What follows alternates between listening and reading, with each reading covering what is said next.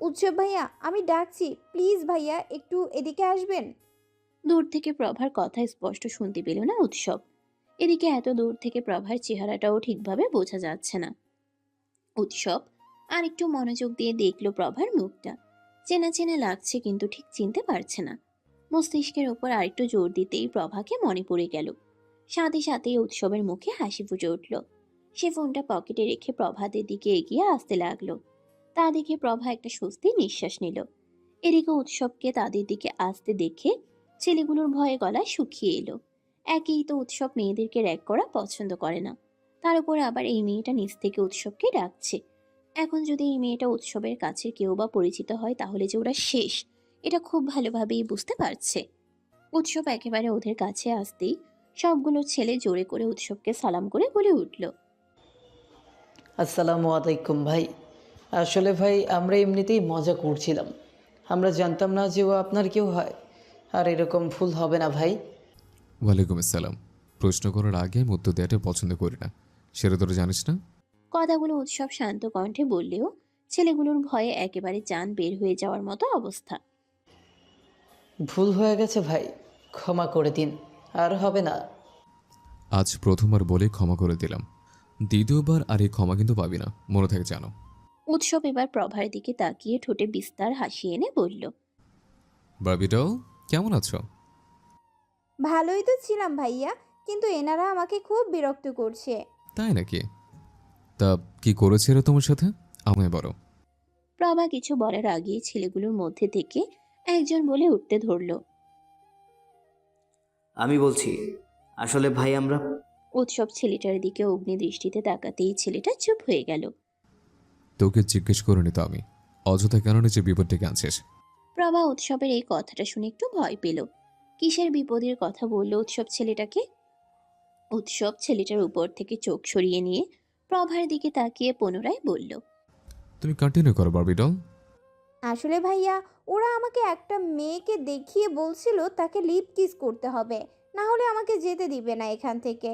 এখন আপনিই বলুন ভাইয়া, আমি কি ওসব যে একটা মেয়েকে গিয়ে লিপ কিস করে আসবো?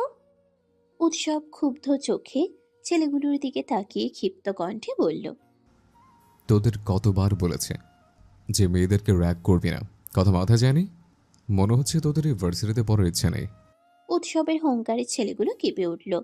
মনে হচ্ছে এখন ভয়েতে ওরা কেঁদেই ফেলবে। উৎসব সেদিকে পাত্তা না দিয়ে পুনরায় ক্ষিপ্ত কণ্ঠে বলে উঠল। ছেলেগুলো এবার করুণ কণ্ঠে উৎসবকে বলল, ভাই এবারের মতো মাফ করে দেন। আর জীবনেও এই ভুল হবে না, কথা দিচ্ছি ভাই। ছেলেগুলোর আকুতি মিনতি যেন উৎসবের উপর কোনো প্রভাবই ফেলতে পারল না। এদিকে প্রভার ওদেরকে দেখে এখন খুব মায়া হচ্ছে। সে যতটুকু দেখলো তাতে এতটুকু বুঝতে পারলো যে উৎসবের মাঝে মায়া নামক বস্তুটা একটু কমই আছে। প্রভা মৃদু স্বরে উৎসবকে একবার ডাকলো। উৎসব ভাইয়া। উৎসব সেদিকে তাকিয়ে বলল। তুমি কি চাচ্ছ যে আমি ওদেরকে ক্ষমা করে দেই? প্রভার সাথে উৎসব বেশ হেসে হেসেই কথা বলল। প্রভা উৎসবের কথাই সাই জানিয়ে বলল, হ্যাঁ ভাইয়া, ওদেরকে আর কিছু বলবেন না প্লিজ। বেশ, তুমি যখন বলেছ তাহলে আর কিছুই বলবো না, কিন্তু আমার কথা না শোনার শাস্তি এদেরকে পেতেই হবে। উৎসব এবার ছেলেগুলোর দিকে তাকিয়ে বলল, ওকে ভালোভাবে চেনে রাখ, আর সবাইকে বলে দিবি ওকে যেন কেউ কোনোভাবেই হ্যারাস না করে। আর 1 সপ্তাহ পর আমার সাথে দেখা করবি। তোদের ভাগ্য ভালো যে আমি বাইরে যাচ্ছি। যদি ফিরে এসে আমার মুড ভালো হচ্ছে তাহলে তোদেরকে ছেড়ে দেব, না হলে। শেষের কথাটা সম্পূর্ণ না করে উৎসব একটা বাঁকা হেসে ছেলেগুলোকে আঙ্গুরের ইশারায় চলে যেতে বলল। ছেলেগুলো চলে যেতেই উৎসব প্রভাকে উদ্দেশ্য করে বলল, আমি তাহলে এখন আসি বাবিটল, চিন্তা করো না, তোমার আর কোনো সমস্যা হবে না। ধন্যবাদ ভাইয়া। আর আপনার তো অনেক পাওয়ার, আপনি আসলে কি করেন ভাইয়া? উৎসব এক হাতে চুলগুলো ঠিক করতে করতে প্রভার দিকে তাকিয়ে হালকা হেসে বলল। সভ্য ভাষায় রাজনীতিবিদ, অসভ্য ভাষায় মাস্তানি করি। কথাটা বলেই উৎসব সেখান থেকে চলে যেতে ধরে আরেকবার পিছনে তাকিয়ে প্রভাকে একবার আগাগোড়া ভালোভাবে পর্যবেক্ষণ করে বলল। বারবিটলকে খোলা চোরে দেখতেই বেশি ভালো লাগে। কথাটা বলে সেখানে আর এক সেকেন্ডও না দাঁড়িয়ে উৎসব চলে যায়। এদিকে প্রভা উৎসবের কথা কিছুই বুঝতে পারল না। একে তো উৎসব তাকে বারবিটল। বলে কেন ডাকে এটা তার মাথায় ঢুকে না, তার উপর আবার এমন কথা। তার মনে এখনো প্রশ্ন ঘুরপাক খাচ্ছে যে আসলে উৎসব করেটা কি। প্রভা ঘড়িতে সময় দেখতেই ধরে টের পেল যে অলরেডি ও 10 মিনিট লেট করে ফেলেছে। প্রভা এখন আর অন্য কিছু না ভেবে সোজা ছুটল ক্লাসের দিকে, কিন্তু সে তার ক্লাসরুম খুঁজে পাচ্ছে না। খুঁজতে খুঁজতে আরো প্রায় 5 মিনিট লেগে গেল। প্রভা এখন ভাবছে যে আজকে সকালে কার মুখটা দেখে ঘুম থেকে উঠেছিল। পরে মনে পড়লো ঘুম থেকে উঠে সে আয়নায় আগে নিজের মুখটাই দেখেছিল। প্রভার এখন বিরক্ত লাগছে। প্রথম দিনেই এত কিছু হচ্ছে, না জানি বাকি দিনগুলোতে আরও কি হবে। এসব ভাবতে ভাবতেই প্রভার চোখ গেল তার থেকে একটু দূরে সিঁড়ি দিয়ে নামা এক ব্যক্তির উপর। মেরুন শার্টের সাথে কালো জিন্সের প্যান্ট, হাতে কালো বেল্টের ঘড়ি। সিঁড়ি দিয়ে নেমে তার পাশে দাঁড়ানো ছেলেগুলোকে হাতের ইশারায় কিছু একটা বোঝানোর চেষ্টা করছে। নির্ভীকের উপর প্রভার চোখ আটকে আছে। কিছুক্ষণের জন্য প্রভা ওর বাকি সব কাজ যেন ভুলে গেল। সে বিড়বিড় করে বলে উঠল, আমার মাথা ঘুরছে, যে কোনো সময় আমার হার্ট অ্যাটাক হয়ে যাবে। ঝলসে গেল, আমার চোখ ঝলসে গেল।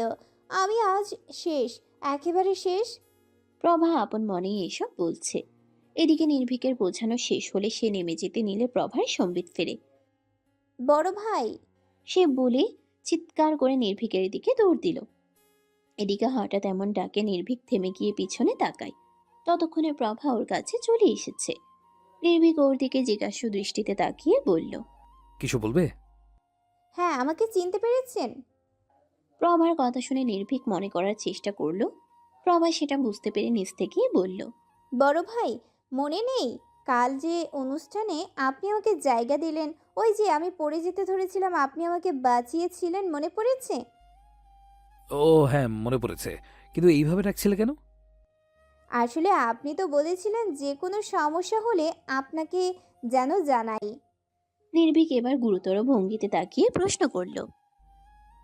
কি সমস্যা হয়েছে বলো? এদিকে নির্ভীকের এমন গুরুতর ভঙ্গিতে কথা বলা দেখে প্রভা খানিকটা ভ্যাবাচেকা খেয়ে গেল। সে মিনমিনে স্বরে বলল, আসলে বড় ভাই, আমি না আমার ক্লাসরুম খুঁজে পাচ্ছি না। অনেকক্ষণ ধরে খুঁজছি, তাও পাচ্ছি না। আপনাকে দেখলাম তাই জিজ্ঞেস করতে এলাম আর কি। প্রভার কথা শুনে নির্ভীক অবাক চোখে তাকিয়ে আছে। এই সমস্যার কথাটা যে কেউ এত গুরুতর ভঙ্গিতে বলতে পারে সেটা নির্ভীক প্রভাকে না দেখলে হয়তো বুঝতো না। এদিকে প্রভার সমস্যার কথা শুনে নির্ভীকের পাশে দাঁড়ানো ওর বন্ধু নির্ভয় জোরে হেসে দেয়। নির্ভয়ের হাসি দেখে প্রভা একটু লজ্জায় পড়ে যায়। নির্ভীক সেটা বুঝতে পেরে নির্ভয়কে ইশারায় থামতে বলে প্রভাকে প্রশ্ন করে। কোন ডিপার্টমেন্ট?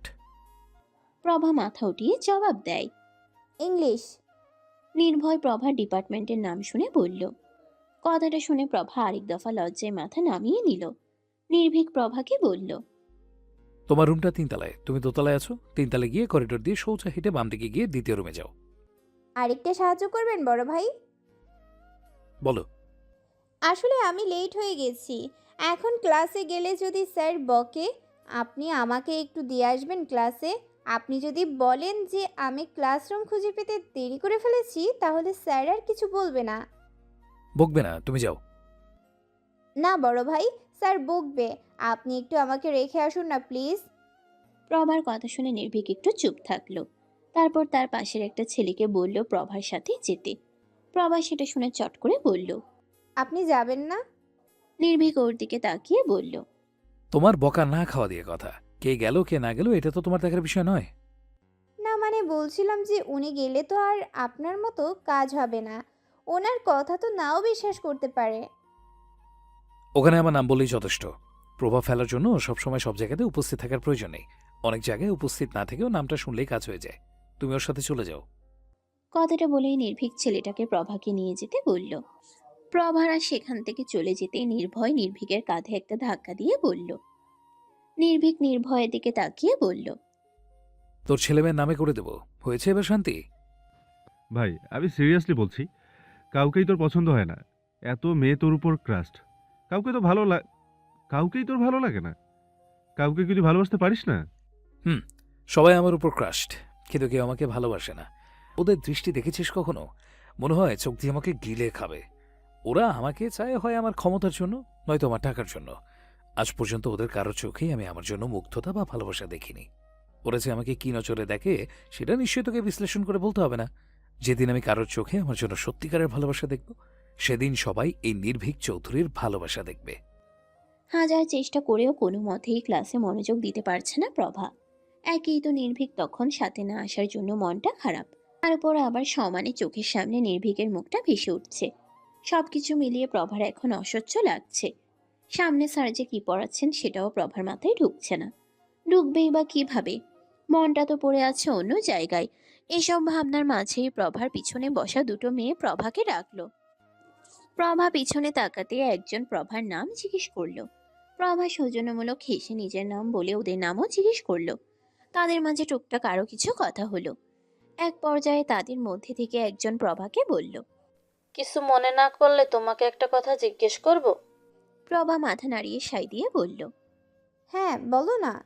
মেয়েগুলো দুজন দুজনের দিকে মুখ চাওয়াচাওয়ি করে প্রভাকে বলল, উৎসব ভাই তোমার কে হয়? না মানে তখন তুমি যেভাবে উৎসব ভাইকে ডাকছিলে তাই জিজ্ঞেস করলাম আর কি। না না, উৎসব ভাইয়া আমার কেউ হয় না। আসলে ওই ছেলেগুলো আমাকে বিরক্ত করছিল, তাই উৎসব ভাইয়াকে দেখে আমি সাহায্য চাই। কিন্তু কেন বলো তো? মেয়ে দুটো অবাক কণ্ঠে প্রশ্ন করলো। সত্যি উৎসব ভাই তোমার কেউ হয় না? আমার তো বিশ্বাসই হচ্ছে না যে উৎসব ভাই তোমার কেউ হয় না, তারপরেও তোমাকে বাঁচালো। ওদের কথা শুনে এবার প্রভাও অবাক হলো। একটা মানুষ তাকে সমস্যা থেকে বাঁচিয়েছে, তাতে এত অবাক হওয়ার কি আছে? উৎসবকে দেখেও তো তার ভালো মানুষই মনে হয়েছে, খারাপ তো কিছু দেখেনি। তাহলে এদের এমন কথার মানেই প্রভা বুঝতে পারছে না। প্রভা জিজ্ঞাসু দৃষ্টিতে তাকিয়ে প্রশ্ন করলো। উৎসব ভাইয়া যে আমাকে বাঁচিয়েছে, এতে তোমরা এত অবাক হচ্ছ কেন? কি সমস্যা? আসলে কি বলতো, ভার্সিটিতে আসার পর যতটা শুনলাম ততটা, তাতে উৎসব ভাই কারো সাথে এমন করে না। উনি তো মেয়েটাকে তার পাশের জন মাঝপথেই থামিয়ে দিয়ে বলল, তোকে এত কথা বলতে কে বলেছে? চুপ থাক। আর আমরা এমনিতেই তোকে জিজ্ঞাসা করেছিলাম। আসলে উনি তো সিনিয়র, তার উপর আবার ওনার অনেক নাম ডাকও আছে, তাই উনি তোমার কেউ হয় কি না এটা জানার একটু কৌতূহল হচ্ছিল, আর কিছু না। মেয়েটা যে উৎসবের ব্যাপারটা এড়িয়ে গেল সেটা প্রভা বেশ ভালোই বুঝতে পারল, কিন্তু সেদিকে ততটা গুরুত্ব দিল না, কারণ এই পুরো ব্যাপারটাই তার কাছে অতটা গুরুত্বপূর্ণ নয়। এরই মাঝে প্রভার ক্লাস শেষ হয়। টানা 3টে ক্লাস করে তার অবস্থা এখন নাজেহাল, মাথাটাও ধরেছে ভীষণ। প্রভা ব্যাগটা নিয়ে ক্যান্টিনের দিকে পা বাড়ালো। এখন 1 কাপ চা অথবা কফির ভীষণ প্রয়োজন প্রভার। ক্যান্টিনে এসে নিজের জন্য 1 কাপ চা নিয়ে টেবিলের দিকে যাচ্ছে প্রভা। সবগুলো টেবিলই ভরা। তার কোনো বন্ধু নেই যার সাথে বসে একটু আড্ডা দিয়ে চা খাবে। এক কোণার দিকে তাকাতেই প্রভা দেখতে পেল নির্ভীক বসে আছে, সাথে শুধু নির্ভয়। তৎক্ষণাৎ প্রভার মাথা ব্যথাটা সেরে গেল। সে মনে মনে অনেক সাহস সঞ্চয় করে নির্ভীকদের টেবিলের দিকে এগিয়ে গেল। দুজনে বসে থেকে চা খাচ্ছে আর আড্ডা দিচ্ছে। প্রভা টেবিলের কাছে গিয়ে লম্বা করে একটা সালাম দিল। আসসালামু আলাইকুম বড় ভাই। প্রভার ডাক শুনে ওদের কথা থেমে গেল। দুজনে একসাথে প্রভার দিকে তাকালো। প্রভার মুখে তখনও লেপ্টে আছে হাসি। নির্ভীক স্বাভাবিক মুখেই উত্তর দিল। ওয়ালাইকুম আসসালাম। প্রভা এবার নির্ভয়ের দিকে তাকিয়ে বলল। ভাইয়া আপনাকেও সালাম দিয়েছি। নির্ভয় হাস্যোজ্জ্বল মুখে বলল। ও তাই নাকি? ওয়ালাইকুম আসসালাম ছোট আপু। আমি তো ভেবেছিলাম শুধু ওকেই দিয়েছো।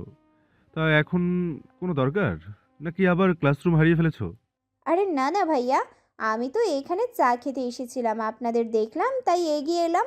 সকালে আপনারা আমাকে কত বড় উপকার করলেন, আর আপনাদের একটা ধন্যবাদও দেওয়া হয়নি। প্রভা নির্ভীকের দিকে তাকিয়ে বলল। আপনাকে অনেক ধন্যবাদ বড় ভাই। প্রভার কথা শুনে নির্ভীক একটু মুচকি হাসল। এতটুকুই প্রভার হার্ট অ্যাটাকের জন্য যথেষ্ট। প্রভা মনে মনে ভাবছে, কি ভয়ঙ্কর সুন্দর হাসি! এভাবে কেউ হাসে নাকি? এখনই যদি আমার কিছু হয়ে যেত। নির্ভীক কিছু বলবে প্রভা সেটা বুঝতে পারছে, তাই প্রভা খুব কষ্টে নিজেকে সংযত করল। নির্ভীক হাসি হাসি মুখ করেই বলল। সকালে স্যার বকেছিল? না না বড় ভাই, স্যার বকেনি। আচ্ছা বড় ভাই, একটা কথা বলবো? নির্ভীক আবারও মুচকি হেসে জবাব দিল। হ্যাঁ বলো, কোনো সমস্যা? কেন যে এই লোকটা বারবার হাসছে সেটা প্রভা বুঝতে পারছে না। নির্ভীকের হাসি দেখলে যে মেয়েদের সবকিছু থেমে যায় সেটা হয়তো তার জানা নেই। প্রভা টেনে হিঁচড়ে নির্ভীকের উপর থেকে নিজের চোখ সরালো এবং মনে মনে শপথ করলো যে সে নির্ভীকের মুখের দিকে তাকিয়ে কথা বলবে না। ওই মুখের হাসি দেখলেই প্রভার সাজানো গোছানো কথাগুলো এলোমেলো হয়ে যাচ্ছে। প্রভা মাটির দিকে দৃষ্টি রেখেই বলল, আসলে বড় ভাই, আমি কোনো টেবিল ফাঁকা পাচ্ছি না। আর আমার এখানে কোনো ফ্রেন্ডও নেই, আপনাদেরকেই শুধু চিনি।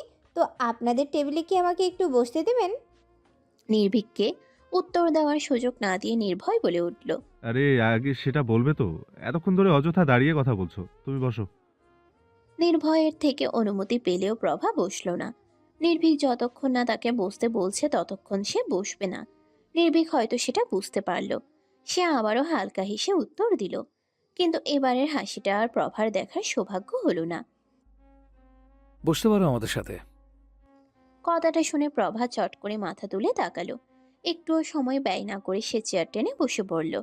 এদিকে নির্ভয় সন্দেহী চোখে নির্ভীকের দিকে তাকিয়ে আছে। আজ পর্যন্ত নির্ভীক কোনো মেয়ের সাথে একই টেবিলে বসেনি। একজনের সাথে অবশ্য বসতো, কিন্তু সে চলে যাওয়ার পর থেকে আর কোনো মেয়েই নির্ভীকের সাথে বসার সুযোগ পায়নি। দু একজন প্রস্তাব দিয়েও ছিল, কিন্তু নির্ভীক মুখের উপর তাদের মানা করে দিয়েছে। তাহলে আজ যে ওর বন্ধুর কি হলো এটাই সে বুঝতে পারছে না। এদিকে নির্ভয়কে আরো অবাক করে দিয়ে নির্ভীক প্রভাকে জিজ্ঞেস করলো, তোমার নামটা তো এখনো জানা হয়নি। প্রশ্নটা শুনে প্রভা উত্তর দেওয়ার জন্য নির্ভীকের দিকে মুখ তুলে তাকাতেই দেখল নির্ভীক হাস্যোজ্জ্বল মুখ করে তার দিকেই তাকিয়ে আছে। প্রভা চট করে ওর দৃষ্টি আবার নামিয়ে নিল। গুলিয়ে গেল, প্রভার সবকিছু আবার গুলিয়ে গেল। সে কাঁপা কাঁপা গলায় বলল, শিকদার। না না, প্রভা অনু। নির্ভয় নাম শুনে প্রভাকে বলল। প্রভা অনু? এটা আবার কেমন নাম ছোট আপু? প্রভা নিজের ভুলটা বুঝতে পেরে দুদিকে মাথা নাড়িয়ে বলল, না না ভাইয়া, প্রভা অনু না, আমার নাম অনুপ্রভা, অনুপ্রভা শিকদার। সেটা বলো। তাই তো বলি প্রভা আপু, এটা আবার কেমন নাম? তা প্রথমবার ভুল বললে কেন? এই প্রশ্নের জবাব এখন কিভাবে প্রভা দেবে? সে তো আর বলতে পারবে না যে নির্ভীকের হাসি দেখে সে নিজের নামটা পর্যন্ত গুলিয়ে ফেলেছিল। তাও কিছু তো একটা উত্তর দিতেই হবে। আসলে ভাইয়া, ভুল করে বলে ফেলেছিলাম। নির্ভয়ের যেন প্রভার কথাটা ঠিক হজম হলো না। কেউ আবার নিজের নাম ভুল বলে নাকি? ওদের নীরবতার মাঝে সেখানে আগমন ঘটে নির্ভীকের বাকি 5 বন্ধু, শাফিন, মহিন, সাদাত, শামীম, বায়ুজিদের। 5 জনই এসে হুড়মুড় করে বসে পড়ল। প্রভা হঠাৎ ওদের আগমনে খানিকটা মিয়ে গেল। প্রভা ব্যাগটা খাদে নিয়ে উঠে দাঁড়িয়ে নির্ভীককে উদ্দেশ্য করে বলল, আমি আসছি বড় ভাই। নির্ভীক উত্তর দেওয়ার আগে পাশ থেকে শামীম বলে উঠল, কিরে, নতুন নাকি? তুই কিভাবে এদেরকে পাত্তা না দিয়ে থাকিস বলতো ভাই? আমার তো দেখলেই মনে হয়। শামীমের কথা শেষ হওয়ার আগেই নির্ভীক ওর দিকে অগ্নিদৃষ্টিতে তাকাতেই শামীম থেমে যায়। এদিকে প্রভার শামীমের কথা শুনে প্রচন্ড অস্বস্তি হচ্ছে। একটা মেয়ের সামনে দাঁড়ানো অবস্থাতে কেউ এরকম কথা কি করে বলতে পারে? নির্ভীক প্রভার দিকে তাকিয়ে আবারও মুচকি হেসে বলল, ঠিক আছে, এখন ক্লাসে যাও। আর কোনো দরকার হলে নির্দ্বিধায় আমাকে বলতে পারো। বিনিময়ে প্রভাও হালকা হেসে সেখান থেকে প্রস্থান নিল। একটু দূরে এসে কিছু মনে হতেই আবার সে ঘুরে নির্ভীকদের উদ্দেশ্যে ছুট লাগালো। বড় ভাই, প্রভাকে আবার এখানে দেখে বেশ অবাক হলো নির্ভীক সহ বাকি সকলে। নির্ভীক প্রশ্নাত্মক চাহনিতে প্রভার দিকে তাকিয়ে জিজ্ঞেস করল, তুমি আবার এলেছে, কোনো সমস্যা? প্রভা হাঁপাতে হাঁপাতে বলল, আসলে আমি তো আপনাকে ধন্যবাদ জানাতেই ভুলে গেছি। তুমি তো আমাকে ধন্যবাদ দিয়েছো। সেটা তো আজকের সাহায্যের জন্য। আপনি যে আমাকে কালকেও সাহায্য করেছিলেন, সেটার জন্য তো ধন্যবাদ দেওয়াই হয়নি। আপনাকে অনেক ধন্যবাদ বড় ভাই। নির্ভীক প্রথমে একটু অবাক হলেও পরক্ষণেই স্বাভাবিক হয়ে আবারও হালকা হেসে বলল, ওয়েলকাম। এবার তুমি যাও। প্রভা সেখান থেকে চলে যেতে নির্ভীক অগ্নির দৃষ্টিতে শামীমের দিকে তাকিয়ে সাবধানী গলায় বলল, তোকে আমি এর আগেও অনেকবার সাবধান করেছি যে অন্তত আমার সামনে এসব খাপছাড়া কথা বলবি না। শুধুমাত্র আমার বন্ধু বলে কিছু বলছি না তোকে, তার মানে এই নয় যে কখনো কিছু বলবো না। আর দ্বিতীয় দিন যেন এই ভুলটা না হয়। অন্তত আমার সামনে আর কোনো মেয়ের সামনে বলবি না। কথাটা যেন মাথায় থাকে শামীম। কথাগুলো বলে সেখানে আর এক মুহূর্ত বসলো না নির্ভীক। ওর পেছন পেছন নির্ভয়ও চলে গেল। একে একে সবাই শামীমের দিকে একবার করে তাকিয়ে উঠে চলে গেল। বসে রইল শুধু শামীম একা। ওর অভিব্যক্তিটা ঠিক বোঝা যাচ্ছে না। মুখ দেখে এটাও বলা যাবে না যে ও নির্ভীকের উপর রেগে আছে। আবার এটাও বলা যাবে না যে সে নির্ভীকের ব্যবহারে সন্তুষ্ট। তার মনের মাঝে যে কি চলছে সেটা একমাত্র শামীমই জানে। হয়তো মনের মাঝে ক্ষোভ পুষে রাখছে, সময় মতো ঠিকই প্রকাশ করবে।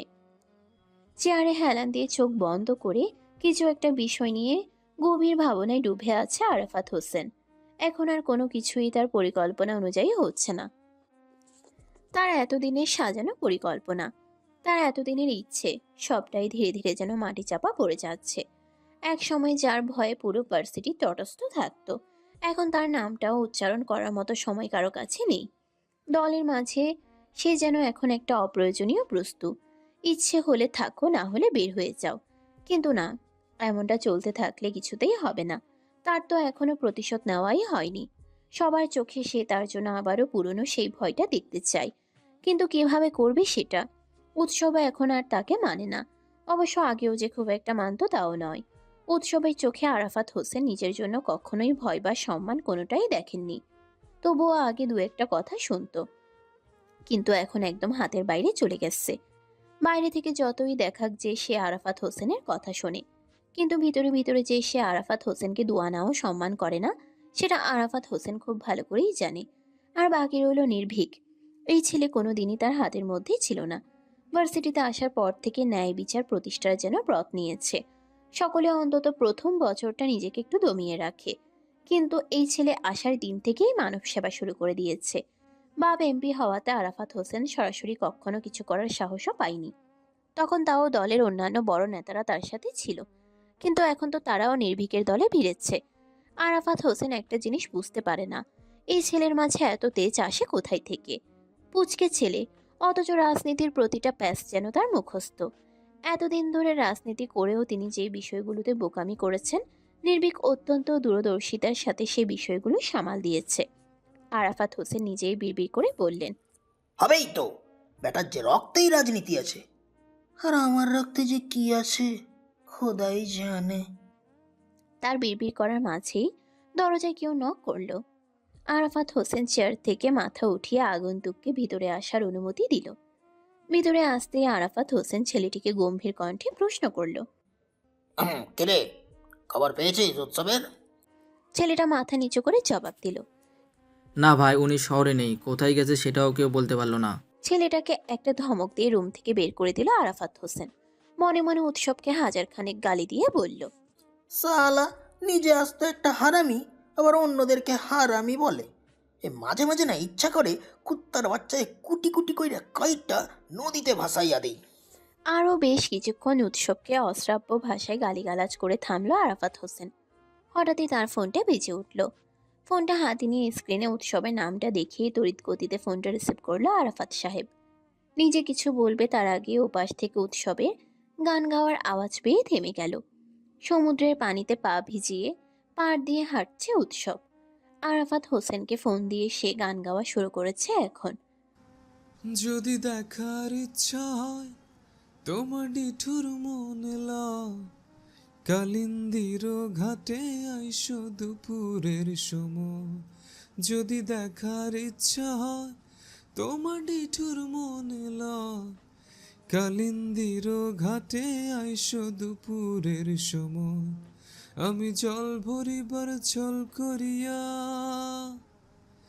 আমি জল ভরিবার ছল করিয়া, দেখব নয়ন ভরিয়া, দেখো আসিয়া আমার বন্ধু চিকন কালিয়া, দেখো আসিয়া আমার বন্ধু চিকন কালিয়া, আমার বন্ধু চিকন কালিয়া, দেখো আসিয়া।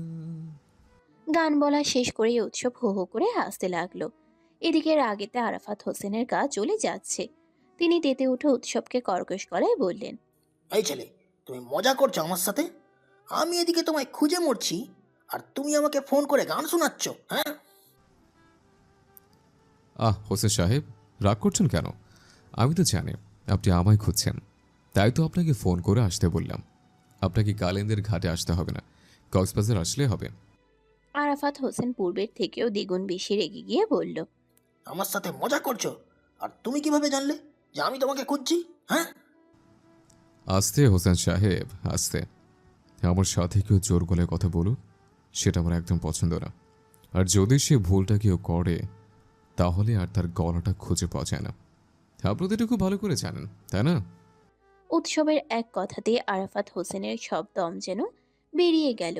উৎসব সেটা বুঝতে পেরে ফোনের ওপাশে একটা বাঁকা হাসি দিয়ে বলল, চিন্তা নেই হোসেন সাহেব, আমি আপনার গলাটার সাথে কিছু করব না। কি বলেন তো, সমাজে দু একটা হারামি থাকতেই হয়, না হলে তো সবাই শুধু আমাকে একাই হারামি ভাববে, তাই না? আর আপনি আমার এলাকায় গিয়ে আমার খোঁজ খবর নিয়ে আসবেন। আর আমি জানবো না কয়েকদিনের জন্য বাড়িটা বদলাতে এসেছে, নিজের চরিত্রটা তো আর বদলায়নি। আর আপনাকে একটা কথা বলি, আমি কিন্তু আপনাকে হুমকি দিচ্ছি না, শুধু কথাগুলো জানিয়ে রাখছে।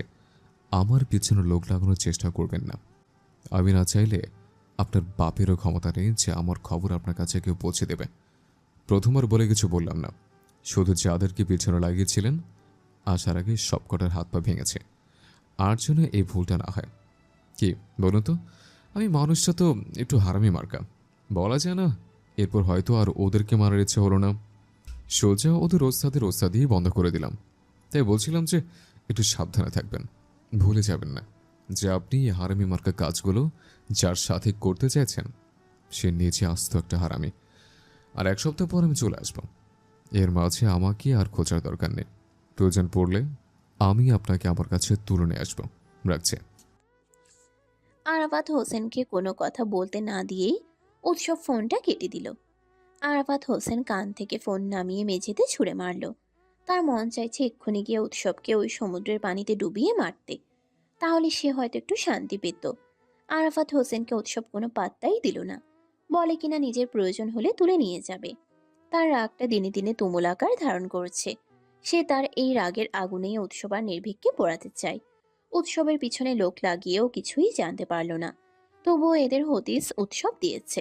কিন্তু নির্ভীকের পিছনে যাদের লাগিয়েছিল তাদের তো হদিসও পায়নি সে।